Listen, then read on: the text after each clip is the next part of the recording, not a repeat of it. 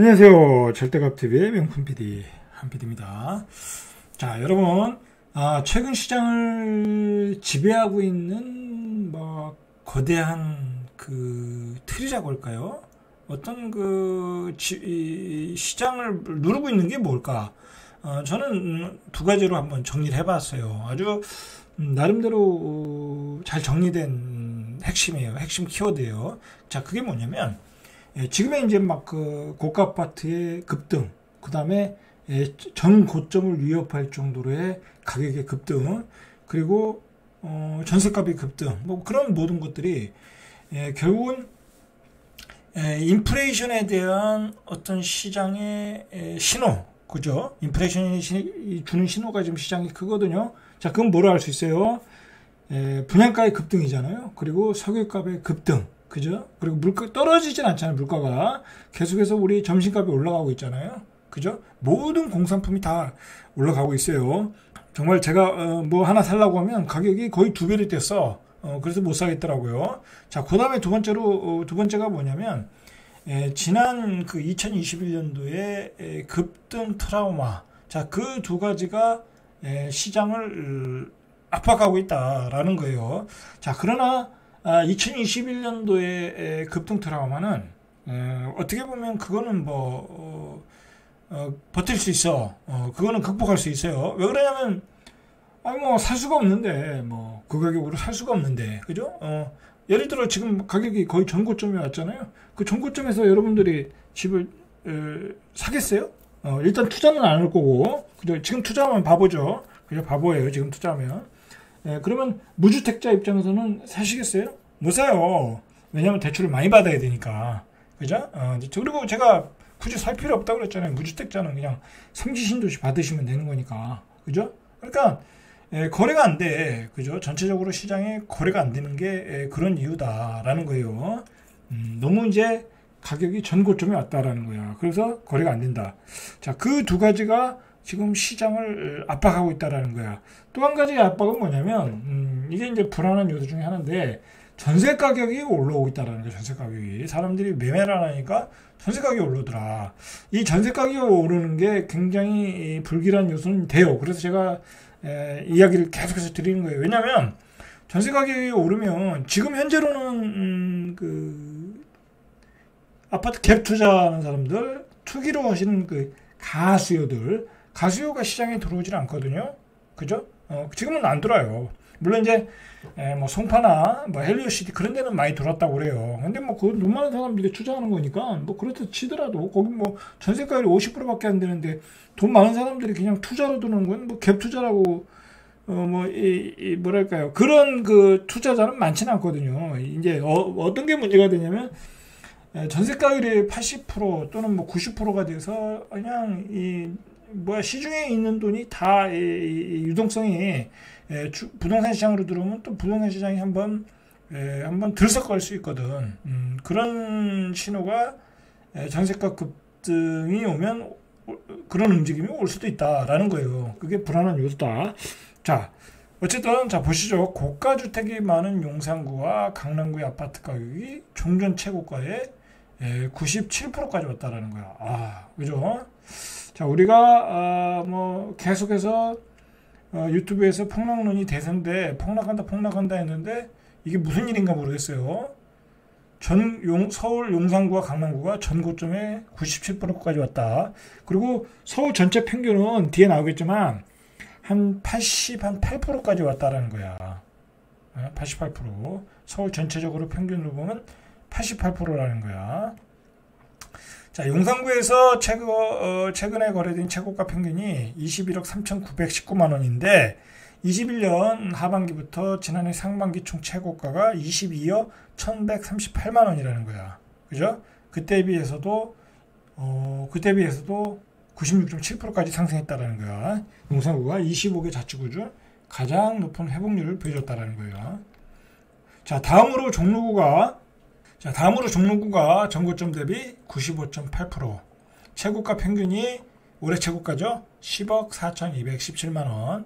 종전 최고가가 10억 8,834만원. 자, 95.8%. 거의 96%까지 올랐다. 종로구도 거의 다 회복이 됐다는 얘기예요. 자, 강남구도 올해 최고가 평균이 25억 3,489만원, 전국에서 가장 높았어요. 종전 최고가는 26억 5,243만원, 95.6%. 이거 뭐 똑같네요. 95.6%. 자, 서초구도 종전 최고가가 24억 6,639만원, 올해 최고가가 23억 455만원. 여기도 비슷하겠죠. 그죠? 자, 이렇게 회복이 거의 다 됐다. 지금 전문가들이 그래서 전고점을 돌파하느냐, 이게 쌍봉으로 끝나느냐, 그래서 많은 토론을 하고 있어요. 뭐 저는 개인적으로 뭐 거의 지금 고점이 아니겠냐, 전 고점 가격을 찍어도 뭐 거기서 쌍봉을 찍고 내려오지 않겠냐, 그렇게 봐요. 뭐 지금 투자자 입장에서는 뭐 들어갈 일도 없고, 실수요자 입장에서는 살 능력이 없고, 그런 시장이니까.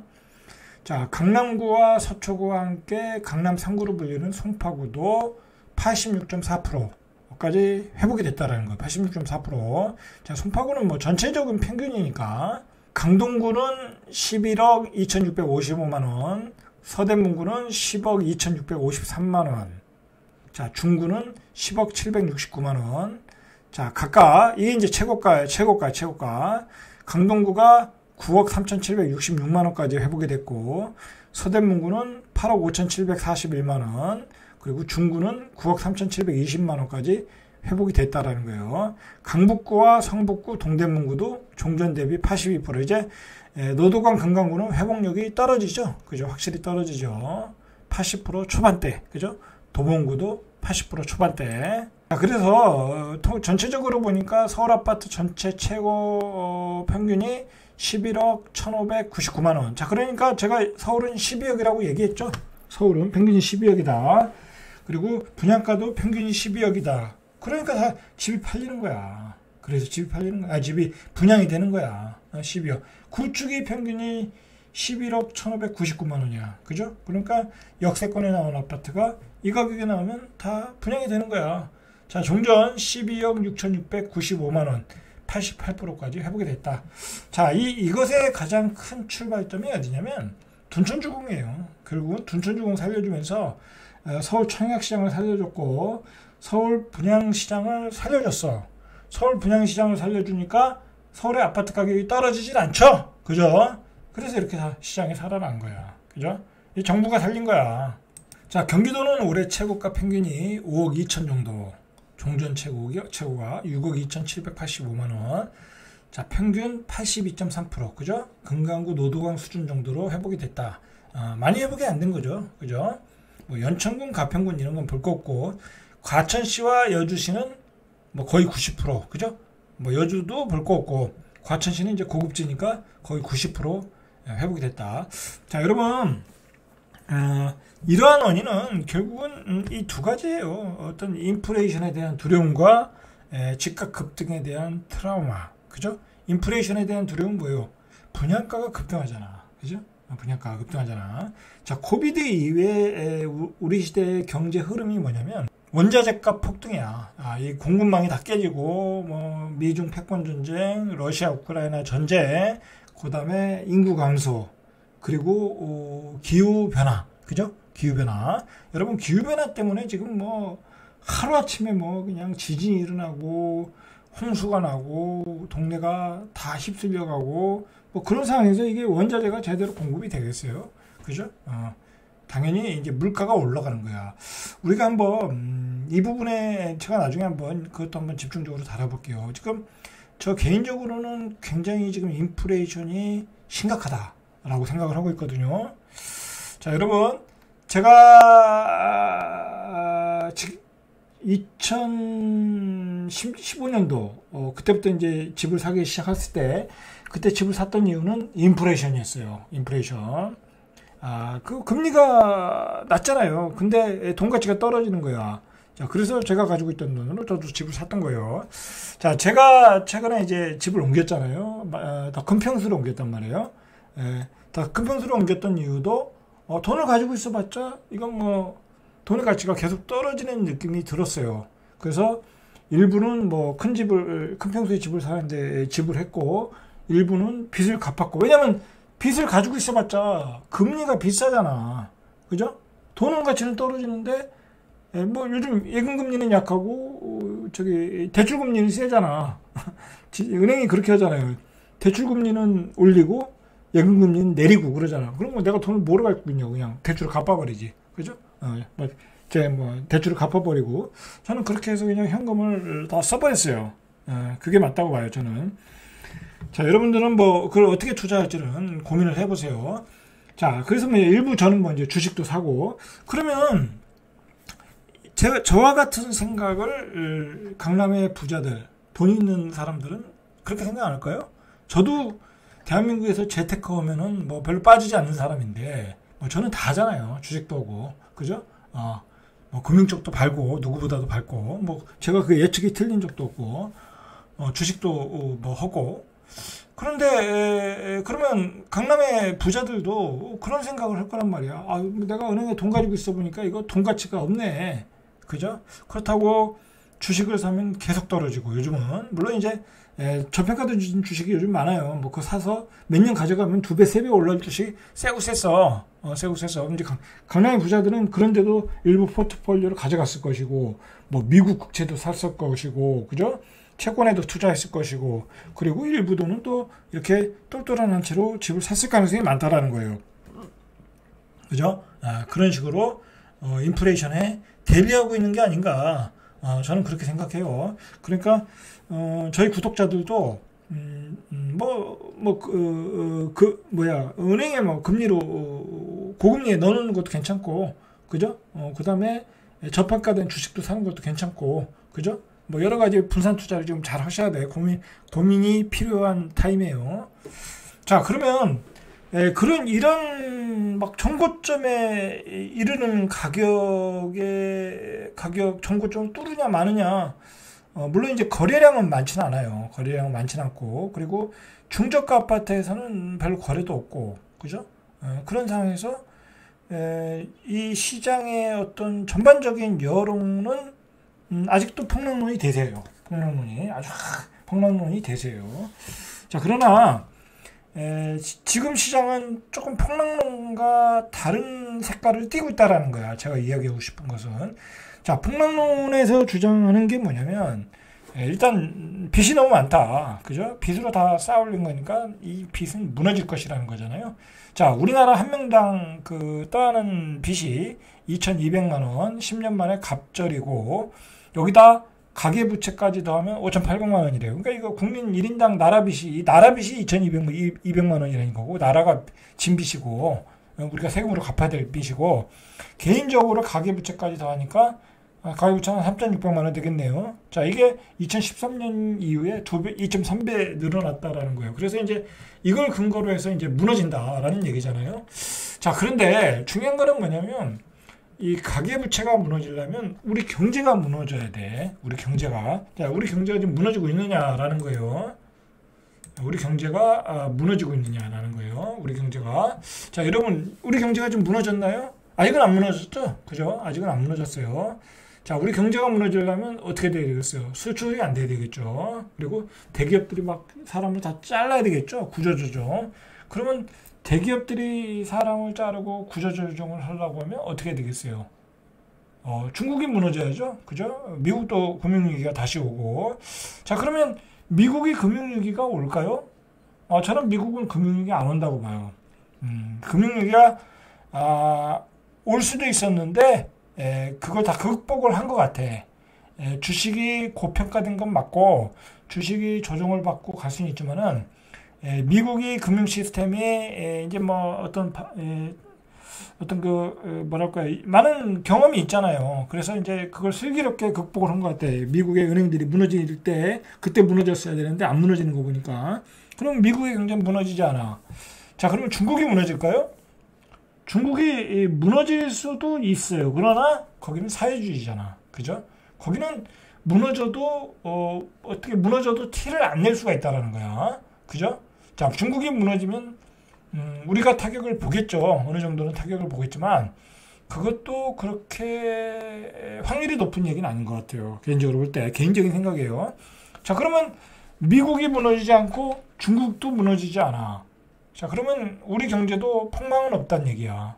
자, 우리 경제가 폭망을 안 하면 부동산 폭락도 그렇게 급격하게 오진 않는다라는 거야. 그러면 미국이 좋아지고 중국이 좋아지겠냐? 또 그것도 아니야.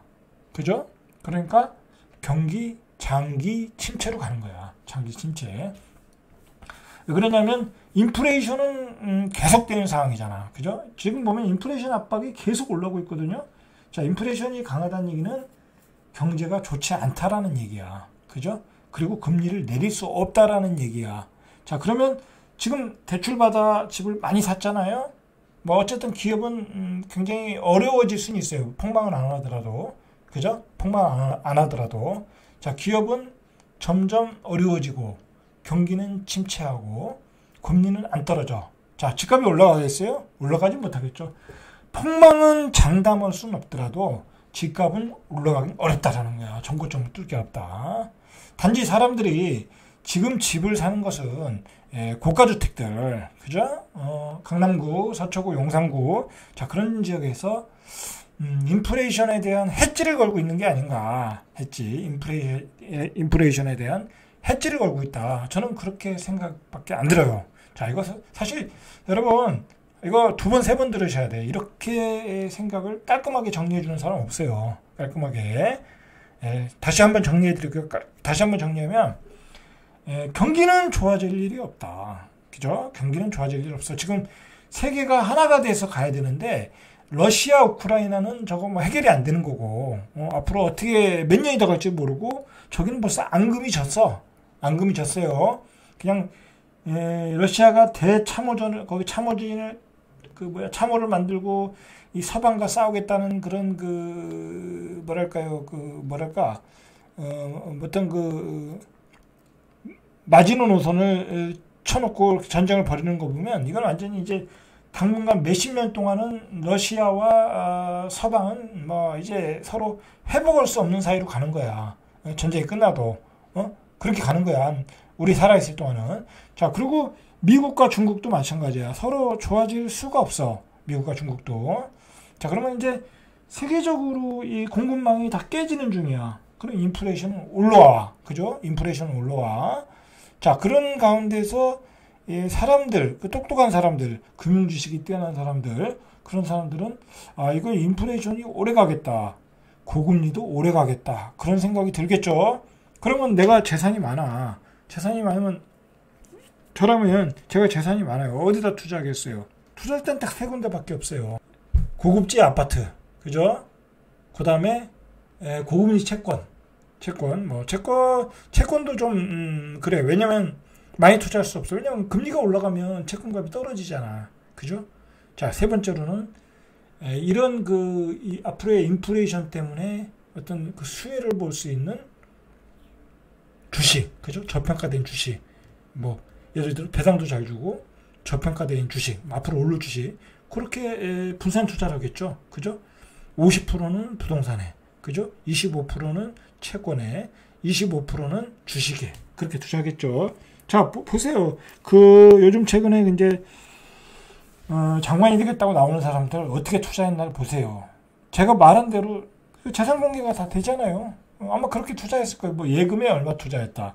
그 다음에 주식에 얼마 투자했다. 다 그렇게 부동산은 다 좋은 거 가지고 있잖아요. 그죠? 그게 맞는 거야. 여러분들도 제 구독자들도 자, 앞으로는 인플레이션에 대해서 고민을 많이 해야 돼. 그리고 지금 이 세계를 지배하고 있는 게 뭐냐면 기후 위기야. 그냥 뭐 어느 날 갑자기 리비아에서 대홍수가 일어났잖아. 그죠? 성경에서 일어난 그런 사건들이 일어나잖아. 하루아침에 몇만 명이 그냥 휩쓸려가고, 그죠?